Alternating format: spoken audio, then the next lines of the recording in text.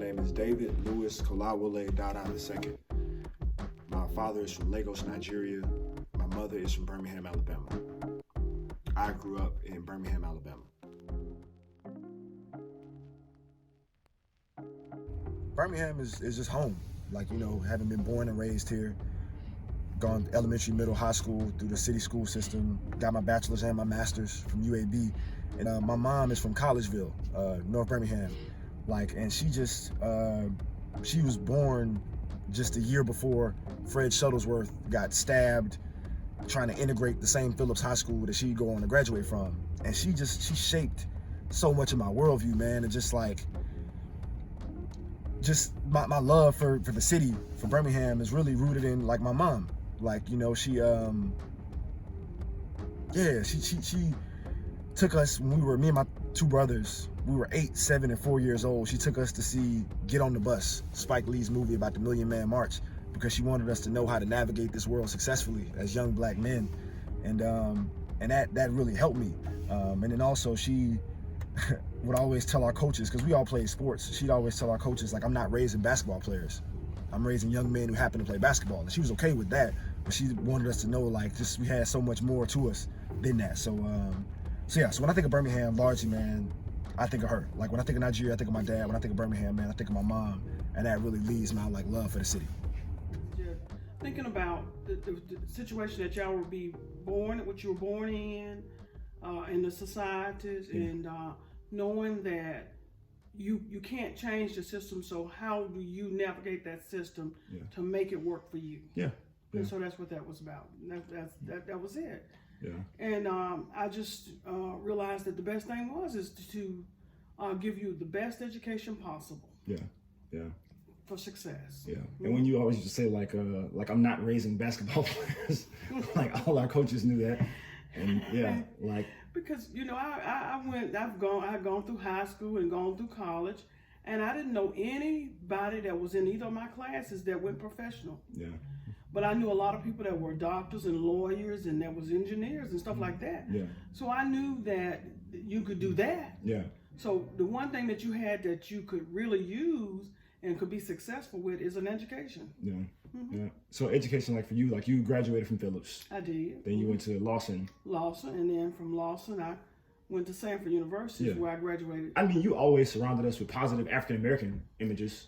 I did that because you have to be able to see it. If you can see it, if you see people that look like you doing those things, then you can believe that you can do them. Yeah. But if you never see people that look like you doing them, then you think that that's not a possibility for you. Yeah. So that was one of the reasons I did that, surrounding you with other people that looked like you that were successful. So it was a dream that we both believed in, and we both worked and to make it happen. Both of us. Yeah. Yeah. Mm-hmm.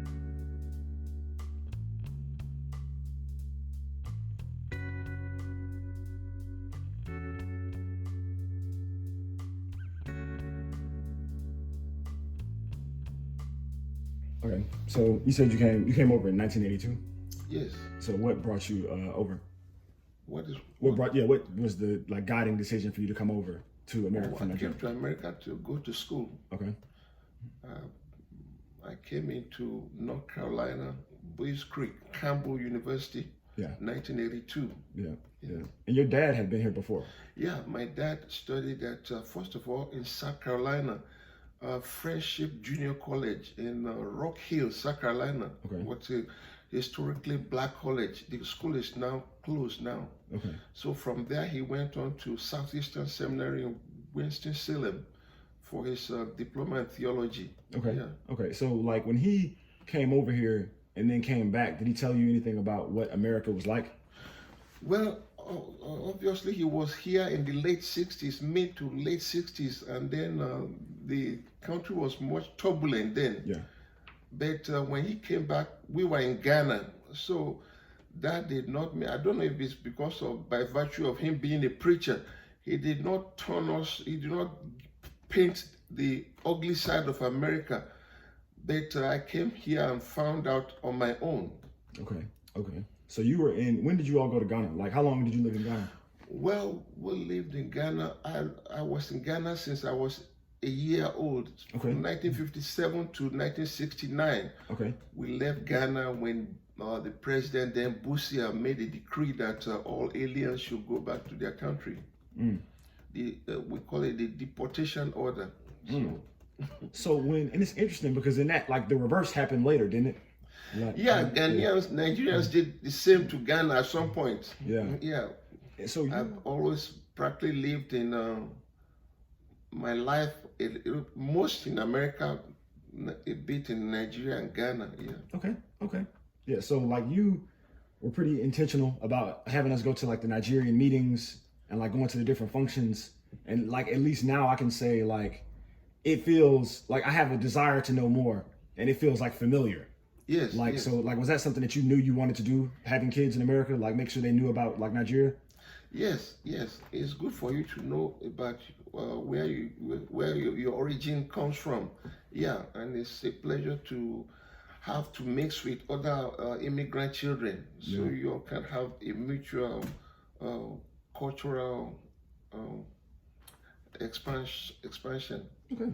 Yeah, and then it depends on you. From what I have taught you so far about one thing about the Western media is that they are bent on not telling the facts to the people in here. Anything they want to project, anything about Africa, they go to the jungle, and then people here have a wrong perception of Africa. They look at it as a country. They didn't know that the continent is split between north, south, west, east. And I tell some people, if you go to Nigeria especially, you would think you are in New York or Atlanta, New Jersey, or something like that. It's no different. But they tend to portray the jungle to the people.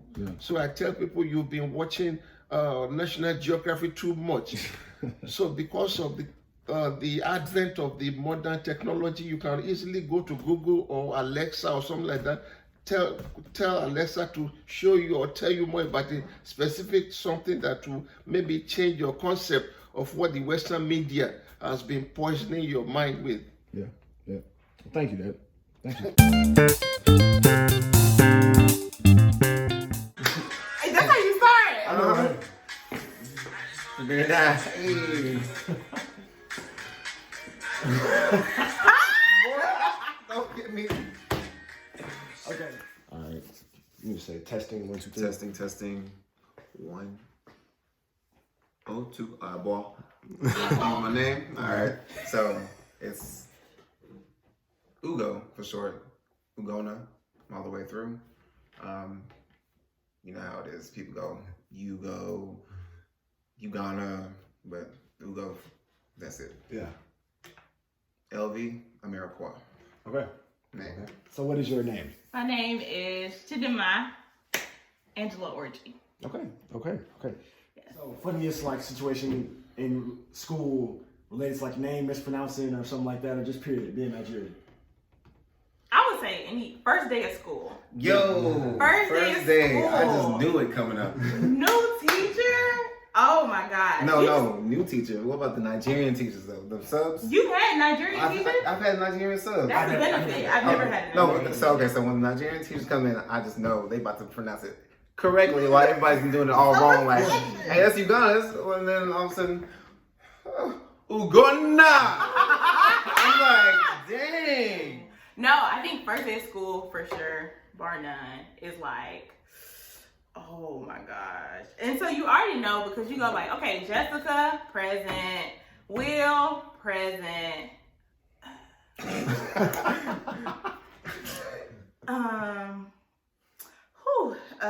This is gonna be a little difficult. Okay.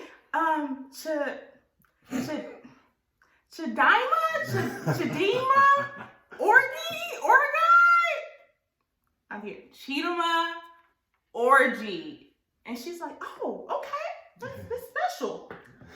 Dang. Or they just spell it Chidima. You be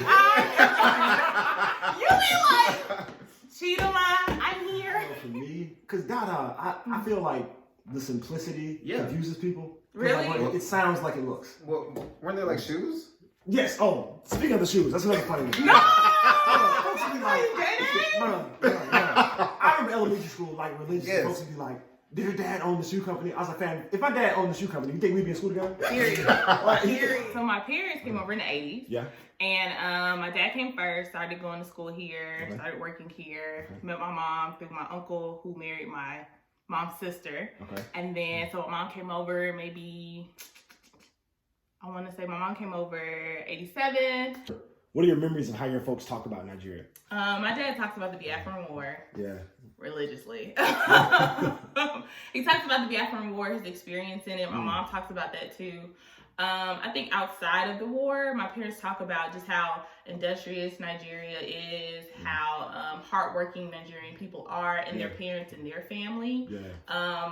My grandfather on my mother's side was a very hard worker. They lived in Lagos, so my mom was like a city girl, and my dad was like more so village guy. Yeah. So like you can equate that to like farm guy, Yeah. city girl in American lifestyle or something like that. Like my Okay. dad was country. Yeah. My mom was like, you know, New York City.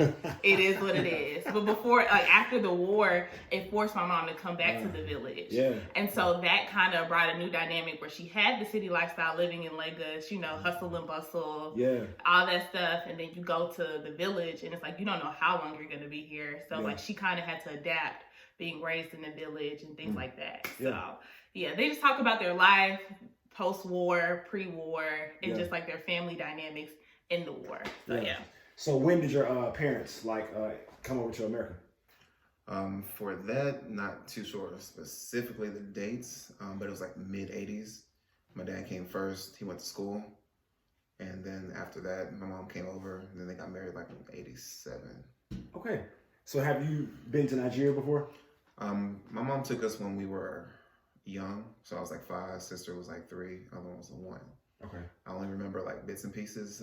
My great grandmother passed away, so we were over there like in December. But then I remember seeing my grandfather, some uncles and aunties. I remember the village a little bit. Yeah. I remember tasting the little chickens in the yard, the little guava tree. What do you remember about how your parents would talk about it or still talk about Nigeria? Like just growing up, my mom would always talk about how Nigeria used to be like one of the richest countries in the world. Like people come over for gold, just for resources and everything. And just the way they paint it right now to make it seem like there's nothing much there. It's just nothing but forest and trees, like Lion King type thing. But they develop so much out there. Yeah. So it was nice to hear. And then when they go back every once in a while, like every so often, the pictures, they say it's like New York or just super developed. And you've been to Nigeria before? Yes. I went in 2000 actually, and then I went back again in 2010. Okay. So what was it like when you were there? First time I don't remember a thing. Okay. I just remember that my grandmother died and that we all had matching outfits. I think those are the two things, and I think I got to see my dad's first compound that he was working on, like his building project. Yeah. Outside of that, that's all I remember, and that it was hot. Yeah. And that there's a lot of goats. Okay. 2011 was a different ball game. Yeah. I think I was able to really understand the atmosphere, my dad's family, things like that. And it really gave me a sense of like, I belong here, and I'm from here, but there's so much more for me to learn living in Nigeria or just being in the culture. So 2011 was an experience for me. I really feel like I really went to Nigeria in 2011. Okay.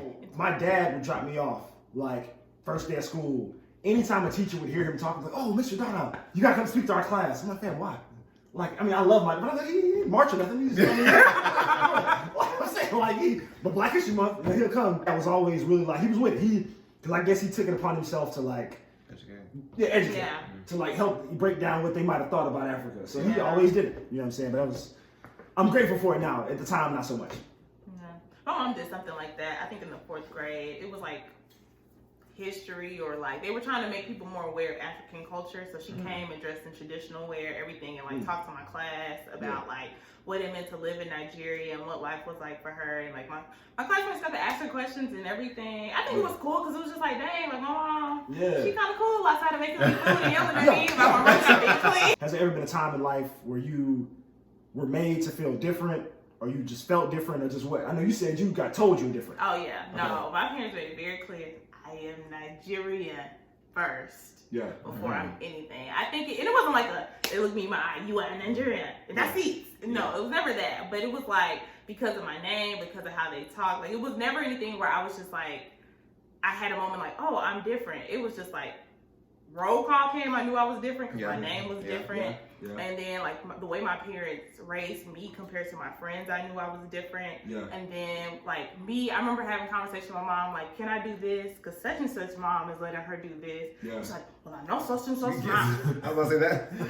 That flew. This is me in kindergarten. I know nothing. I know absolutely nothing about Nigeria. I just know that my friend did this, and I want to do this because my friend did it. And like my parents let me know at a young age I was different just because of how they raised me and my name and just who I was and where I came from. So I think I just kind of knew because they didn't really tell me, but my mom, like being Nigerian and then being here like as a Black American, she kind of gave me both of those. But then I didn't really experience the Black American experience growing up. Because it was more so just going to Nigerian events and doing all that. So I kind of grew up in the culture, and then I kind of learned Black stuff in school. So that kind of is how I got my kind of balance. But I knew, roll call different, and then just the stuff that we did were kind of different. So even going to people's houses and doing all that. Well, I'm going hang out. I'm like, it's not gonna fly. I can't do that. I ain't even clean my room yet, so I can't even. Like just ask. I'm like, I'm not about to ask. Like you crazy? I'm about to go ahead 5 fingers on my face. Like nah. Yes. And I think for me, man, it's like kind of the best of both worlds, I would say. Because like my dad, I remember one time, I don't remember how old I was, but I think he heard me tell somebody like I'm half Nigerian. He kind of like just hit me. He's like, you don't have to say you're half Nigerian. You just say you're Nigerian. Just go. You don't have to like put a qualifier on it. You know what I'm saying? But I just was like, he was like, just, you're good. And then it was like, so okay, I was with that. And then my mom, of course, is African American. But my mom's side of the family, like I've grown up around like prep. You know what I'm saying? So like that side I've been steeped in. Like, so it's kind of like both, and you know what I'm saying? And they both were like very strict on like the academics and like the no talking back. So it was really like living in a Nigerian household. It was like accurate to me. I can appreciate both. I think the name thing was what kind of get it. Like folks were like, da-da. You know what I'm saying? And then it would just be like, I was cool with it actually. It wasn't because you would see like folks like, well, that's different. Where's that from? You know what I'm saying? And I was like, after a while, I kind of like embraced it. Okay, so now biggest misconception about Nigerians.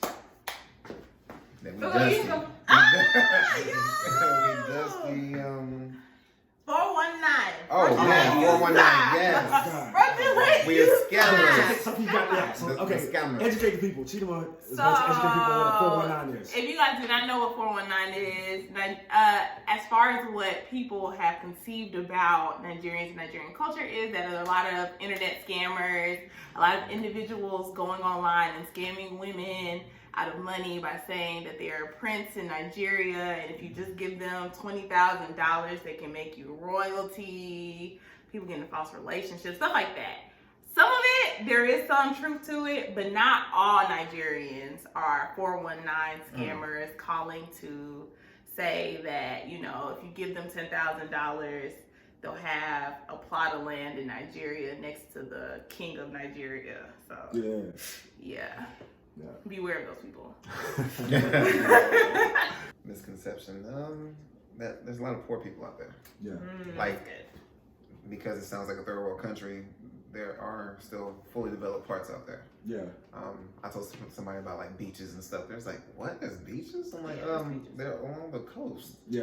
So I remember vaguely looking at a history book in high school, and it literally was a paragraph, half of my phone, about King Mansa Musa in Ghana. That was like all of the history pre-slavery. So like you just basically shut down African history to a paragraph, and it wasn't even a whole continent. I mean, I say country. Oh Lord. Yes. Africa is not a country. That's the one. It is a continent, and Nigeria is not a village. You can't speak African either. Does your dad speak African? Period. Everybody has their own language. There's like over 500 languages in the continent of Africa alone. If we want to be frank, too, like about that, like Nigerians probably speak the better English than Americans. They learn both. They learn both. They learn both coming up. Like my mom, she learned English, and her native Igbo, language. yeah. And then she learned French too. So Yeah. they were like at least trilingual. Yeah. My dad, well, every once in a while, I just pop up with a word I've never heard before. You know what I'm saying? Like, I remember one time I wrote like a post about Katrina, my wife, on Facebook, just kind of like celebrating her. And he texted me like great encomiums about Katrina. I was like, what is encomiums? Encomium. Like, I would have looked it up and it was like nice things. But I was like, what? Oh, Like, so they they are like- with it. I mean, your dad is really SAT, with it. they with it. Oh, Yeah. I remember my dad vividly correcting me on my Ebonics. Because, you know, I went to like a very inner city middle school. Yeah. And, you know, it's like one of your most developmental times of your Yeah. life. So, you know, I'm getting, we finna, we Yeah. was, da, da, da, da, da. And I remember just using that on my father. My father stopped. What is, he was just like, what is we was? It's so for Danny whenever I talk about some we was. We were going. Yo, my mom did it the same way. I went to Jersey, and I was saying brung, and I came back saying, what is brung? brungin. They're so extra. I was like, really? You gonna do it? What? I get it. We understand. I won't use brung again. Brock. Ever. Oh, man. I had an uncle, God rest his soul. His name was Kalenus. That's what they used to call him. Kalenus. Guess what this man's spelling was? It was spelled like Cornelius. Whoa! And I felt the way I felt I swear, my siblings, we were dying laughing for at least 15 minutes. And we were in the village. And it was like this calendar thing of like my aunt that had just passed away. They still had it posted. And so I'm just reading it just to read it. I was bored. And so I'm just like, husband. And it said Cornelius Orgy. I said, who's Cornelius? I'm literally thinking just like, I have no uncle named Cornelius. Yeah. Like, Yeah. I'm thinking, Declenus. And so I'm like, and then so what's that mean with the lady with the calculations going across her face? So I'm literally sitting there, my little sister's doing something. I'm like, I think, cause what word is that? So she looked at it, she said, that's Cornelius. I said, Declenus is Cornelius. Bro. You talk about biggest misconception, most accurate perception, like something that people say that, okay, that probably is pretty accurate. We're smart. Period. Okay, true. Smart. Amen. Amen. Hard working. Yeah. Yeah, yeah, Mhm. yeah, That's it. yeah. Hard working, and we're very prideful. Like, we Prideful, take pride in being Nigerian. Like, I've yet to meet a Nigerian that is not proud of the fact that they're Nigerian. Yeah. Like, it's very few Yeah. people. Mm-hmm. And we're just hardworking. I think that's my Resourceful. ultimate too. Yeah. Resourceful. Yeah. I would agree. Prideful, hardworking, smart. Absolutely. I would agree. And I think too, like, prideful, like opinionated. And, like, and it's cool, like just opinionated, like happy to like share. Like, and it's cool, like it's like family in all the ways. Oh yeah, they no filter. Yeah. No No filter. filter. What is a filter? What is a filter? It's just straight all the way Just down. gives you all. Oh, in Nigeria, I got, wow, y'all so fat. My sister get that off. Yo! So, name Ugo is symbol as an eagle, and Ugona is father's pride. Right. And then my mom got my middle name from a book, so LV means courage, Yeah. and the last name Ameriqua means to be carried on, like generation to generation. So I'm hoping that gives me boys. You know what I mean? Yeah. Chidima means, or Chidima means my God is good. Angela, so I think it's like angel. And then Orgy is the Orgy tree is the tallest tree in my father's village. And it's a tree that all the elders used to sit around and connect and talk about the village business, as they say. That's what they told me, so that's what I'm going with. So David means beloved. Lewis is my grandfather on my mother's side's name. Kolawole means bring in the wealth, and Dada means curly hair. So David Lewis Kolawole Dada II. I identify as Nigerian American. I identify as black, but ultimately I identify as David and Cartreta's son. Thank you for tuning in to Midtown Millennial Group Episode 1, Homegoing. If you would like to purchase the hats you see in the episode, you can find those on midtownmillennialgroup.com. Keep an eye on our YouTube channel and our social media for future episodes and future merch. We exist to create unique digital content and merchandise with a focus on place-based narratives. So every episode is going to be about a different place, and we're going to have different merch available with that as well. So until next time.